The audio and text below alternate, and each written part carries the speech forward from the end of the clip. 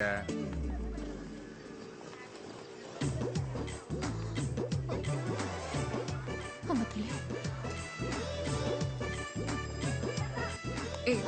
చేస్తున్నావు? నాకేంటే రాసిగాడు ఏమన్నాడు?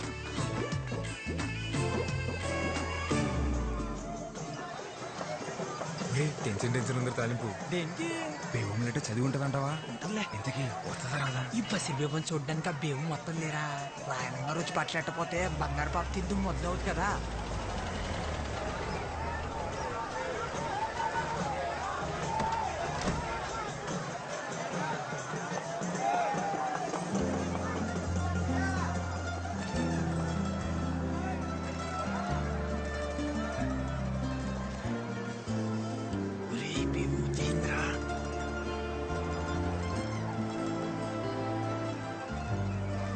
ఆక్స్ఫోర్డ్ భూముల గురించి మీతో మాట్లాడాలి. అనవసరంగా లెటర్ ఇచ్చేసినావురా బేవంకి. ఇలాగే వెళ్ళి బేవం ముందు నిలబడిపోతే నీ ఒంటి కట్టిన సెంటల్ చూసి నువ్వేమి చేస్తామని వెంటనే తెలిసిపోద్ది. ఒరేయ్ బేవం చూస్తుందిరా.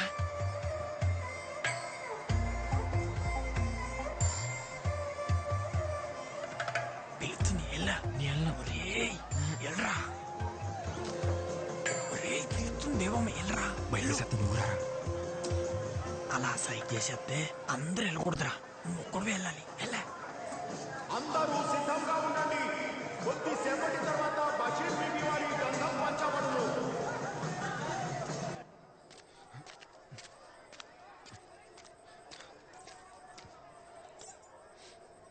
ఏంటి మొన్న పేరడికి పిలవకుండా వెళ్ళిపోయావు?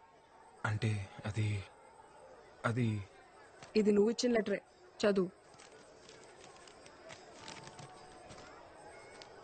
రే తాలింపు, ఆ. మన స్పీడ్ బ్రేకర్ మన ప్రేమకు స్పీడ్ బ్రేకర్ కాకుండా ఉండాలంటే ఆ. ఈ కాగితం మొత్తం మన అక్షరాలతో నింపారా.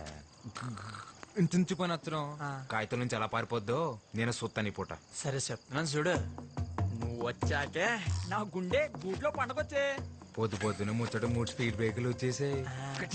చేసేస్తాను. స్పీడ్ బ్రేకర్లన్నీ అయిపోయారా? బాగుందంటావు ఇది. ఊరు బాబా పిల్లి చూసిందనుకో ఫ్లాట్. ఇలాంటి లెటర్ ఇస్తే ఏ అమ్మాయి ప్రేమించదు తెలుసా? నవ్వుతుంది. నేను లెటర్ ఇచ్చింది కూడా ప్రేమించడానికి కాదులే, నమ్మించడానికే. ఈ కాగితం రాసిన అక్షరాలు ఆల్వీలు వేయండొచ్చు, కానీ నువ్వంటే చిన్నప్పటి నుంచి అదో మా ఆదిరి ఇష్టమని తాలింపుకే కాదు నాకు కూడా నేను చాలాసార్లు చెప్పేసుకున్నాను. అదో మా ఇష్టమా అంటే? అంటే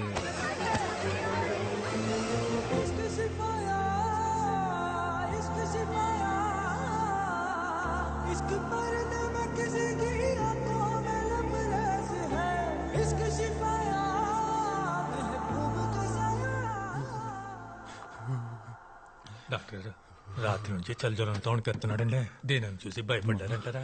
ఏంటి జ్వరం వచ్చేసినదట, మీ బాబు గోలెట్టేస్తున్నాడు. ఒరే ఆ? బేబు నువ్వు అంటే ఇష్టం అని చెప్తే ఏం చెప్పకుండా ముత్తేటి సెల్పిందిరా. ముద్దే అది కూడా అదో మాదిరి ముద్దురా. ఒరేయ్ నువ్వు నోరు తెరిసి చెప్తే దేవుడు నోరు మీద చెప్పినట్టుందిరా నువ్వంటే ఇట్టవని. అయిపోవాలి. నేను ఇప్పుడు నీకు ముద్దిస్తాను, అప్పుడు నీకు జ్వరం వచ్చేస్తుంది. నువ్వు వెళ్ళి రెస్ట్ తీసుకో, సరేనా? మ్వా.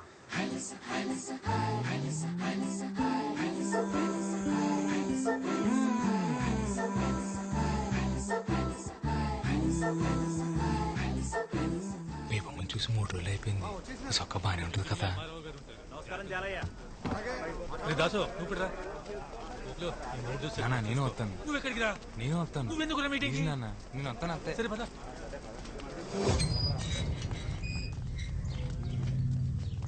వెళ్ళండి రోయ్, మీ కాంపుల కోసం ఇది ఆఖరి మీటింగ్. వెళ్ళండి. వీడికి రోజునే కూర.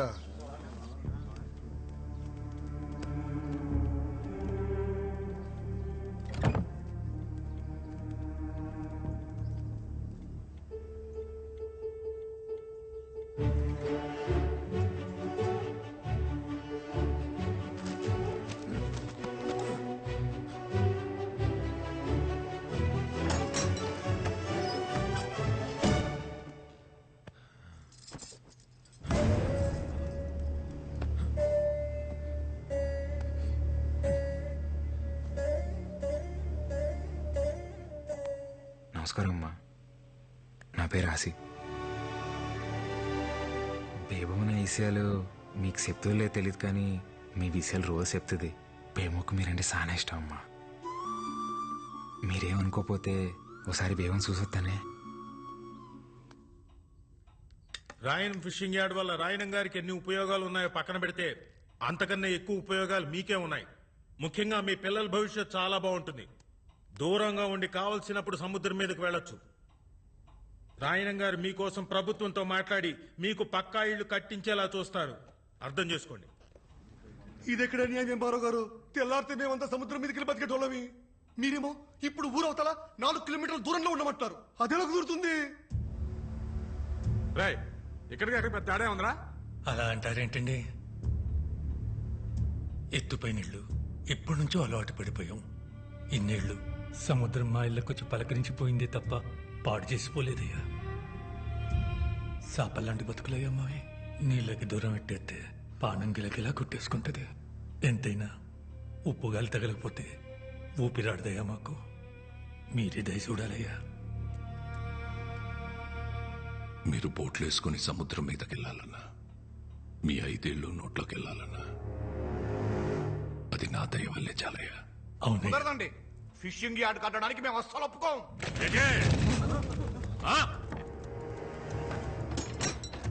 ఆసి ఏంటిలా వచ్చావు? ఏమన్నా చూస్తే? ఒక్కసారి మీదడితే తిరిగి వెళ్ళడానికి ఇదేమన్నా సముద్రం అనుకుంటున్నారా? ప్రభుత్వం. ఒక్కసారి మీదడిందంటే తిరిగి వెళ్ళడం ఉండదు, తీసుకెళ్లడమే. ఎటే ఎందుకు వచ్చావు?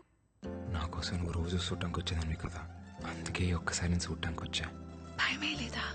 ఇందాక వరకు ఏ లేదు, ఇప్పుడు వస్తుంది. జ్వరం కావాలా నీకు? వద్దా? సార్ రాయనం గారు, మీరు ఆవేశపడకండి సార్, కూర్చోండి. రే రేపు పొద్దున్న పేపర్లకు ఇవ్వడానికి ఒక గ్రూప్ ఫోటో కావాలి కదరా? కావాలి. రాయనం గారితో గ్రూప్ ఫోటో దిగుదాం. సార్ ఒక్క ఫోటో సార్. పదండి పదండి రా, మీటింగ్ అయిపోయింది.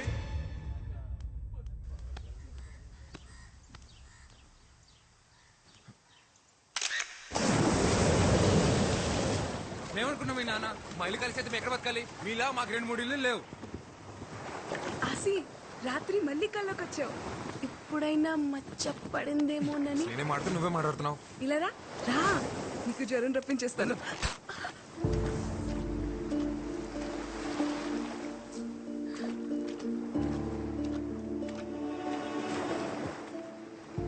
సారీ.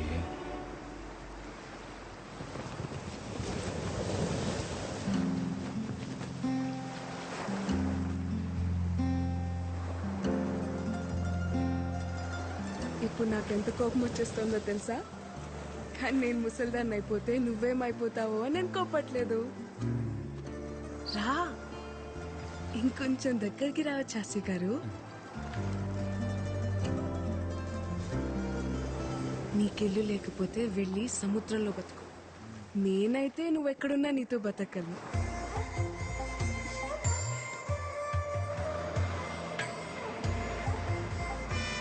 బస్ వచ్చేసింది. నాకు వినిపించట్లేదు, నేను ఇంటికి వెళ్ళను. ఏంటే ఇప్పుడైనా రావడం? రావడమే ఏటే కోల్డ్ పిల్ల, నా కొడుకుని సో నోరేసుకుని మీదడిపోతున్నావట. ఇదిగో నువ్వు వరుసనా కలిసినా ఆడే నీకు కాబోయే మొగుడు, గుర్తెట్టుకో.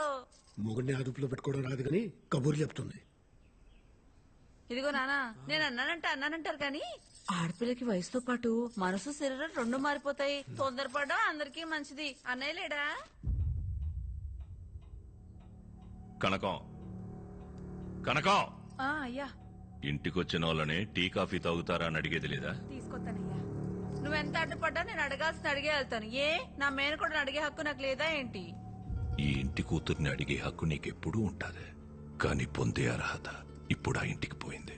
ఇంట్లో మనిషిని కాదని జాతి తక్కువ దాంతో పోయి సంసారాన్ని బజార్నేసుకున్నప్పుడే ఆడికి ఈ ఇంటికి బంధుత్వం తెగిపోయింది. ఇప్పటికిప్పుడు నీ మొగుడెక్కడ ఉంటాడు చెప్పవే?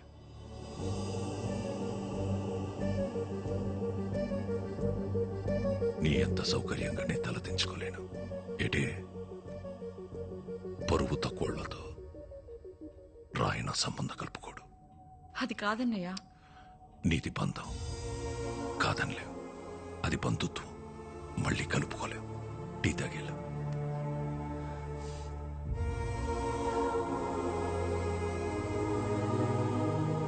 మా ఇంటికి వెళ్ళి తాగుతానులే.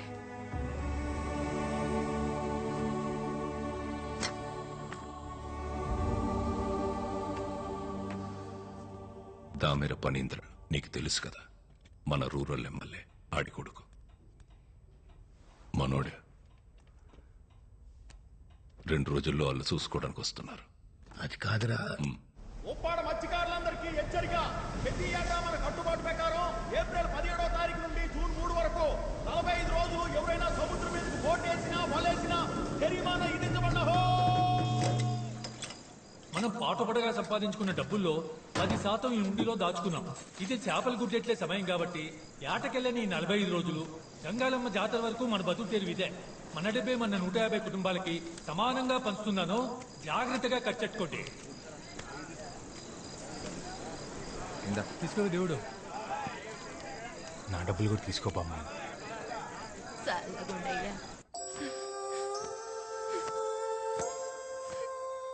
ఎవరు 2 రోజుల్లో నన్ను చూసుకోవడానికి వస్తున్నారంటమ్మా. నాకు ఆ పెళ్లి ఇష్టం లేదు.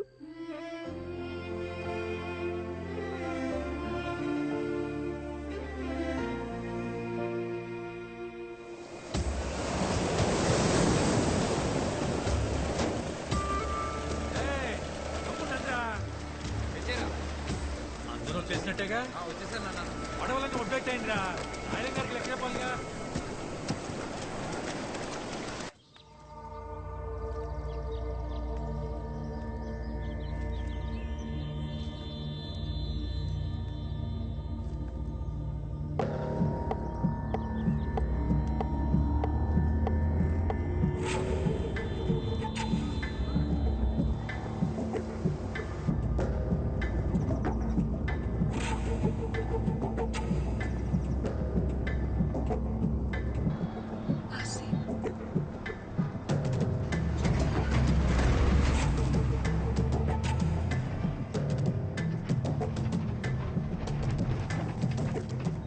మధ్యాహ్నం 2కి కాలేజ్కి రా.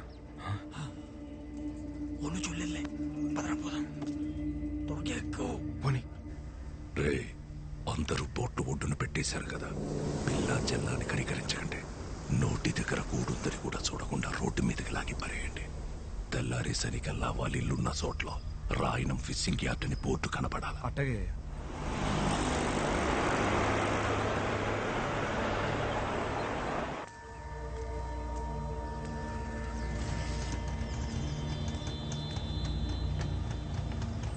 పోనీరా. ఏమైందేమమ్మా చెప్పు. మనసేం బాలేదాసి. అలా సముద్రం మీదకి వెళ్దామా? ఇప్పుడా? సముద్రం మీదగా? ఇప్పుడు ఎలాగో సముద్రం మీద ఓ బోట్ కూడా వెళ్ళదు కదరా. మీరు ఎంత కావాలంటే అంత పేమెంట్ చేసుకోవచ్చు.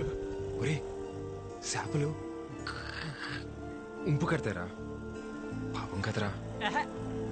గుంపు కట్టడం అంటే పేమెంట్ చేసుకున్నాం కదరా. అయ్యి పేమెంట్ చేసుకుంటే మీరు పేమెంట్ చేసుకుంటున్నారు. మీరే మాటకి అడ్డు కారలే.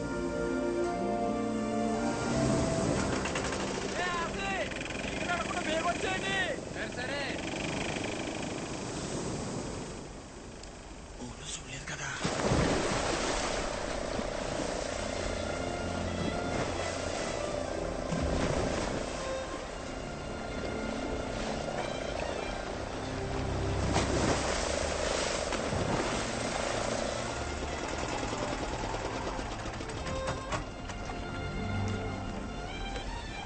ఏమైంది?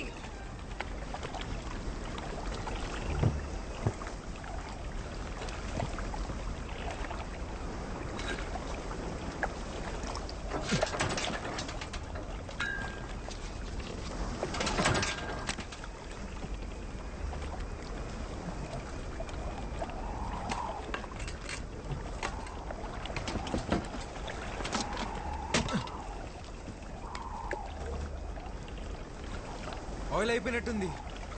ఇప్పుడెలా? నేను పనిలో ఉన్నాను, తర్వాత మాట్లాడతాలే. అయ్యా ఆ కాలేజీ బస్సు వచ్చే ఏడైనా బేబమ్మ ఇంకా ఇంటికి రాలేదయ్యా. ఏటి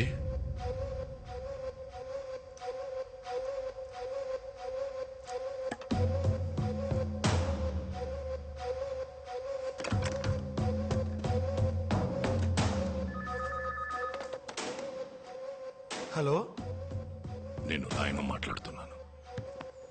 చెప్పండి రాయన గారు. బస్ ఇంకా ఊళ్ళోకి రాలేదంటే రాయన గారు, దీపం ఇంకా ఇంటికి రాలేదు. ఒంట్లో బాగోలేదని చెప్పి మేడం పర్మిషన్ తీసుకుని మధ్యాహ్నం ఇంటికి వెళ్ళిపోయిందండి. నువ్వు ఎలర్ట్గా ఉన్నావా లేదని చెక్ చేశాను. పాప స్నేహితులతో సినిమాకి వెళ్ళుంటది. ఒక అరగంటలో వచ్చేద్దదిలే. ఏటి అలాగేనయ్యా.